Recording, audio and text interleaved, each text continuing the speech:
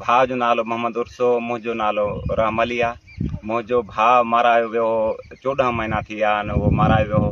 उन मां केस में हलंदो हुउसि। उन में 3 माण्हू जेल में ॿधल हुआ ऐं 3 माण्हू ज़मानत ते हुआ। उहे उन्हनि खे ज़मानत मिली वई, जेल वारो माण्हू खे बि ज़मानत मिली वई आहे। उहो राति मुंहिंजे भाइटनि ते घर जे मथां वॾो हमिलो कयो आहे। मुंहिंजी पुछाजी कई अथई त केस तां हथु खणे या त हिन खे माराईंदासीं। रहमलीअ खे चयो केस तां हथु खणी वञे।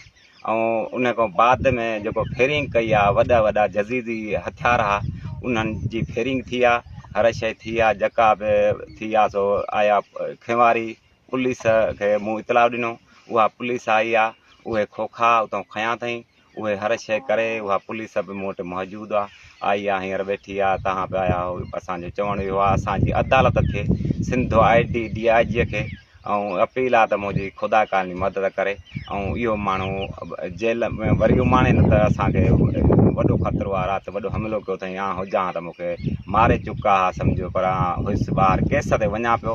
वरी उतां मूंखे भाइटनि फ़ोन कई आहे, मुंहिंजी 20 तारीख़ हाज़ुरी आहे, हाज़ुरी ते वञा पियो। उतां वरी फ़ोन कई अथनि, वरी मोटियो। हाणे हाज़ुरी ते बि वञी नथो सघां, एतिरो मूंखे भउ थी वियो आहे। हाणे कीअं पुॼां, कहिड़े तरीक़े सां पुॼां, इहा अपील आहे सिंध ID DIG खे ऐं मुंहिंजी मदद कई।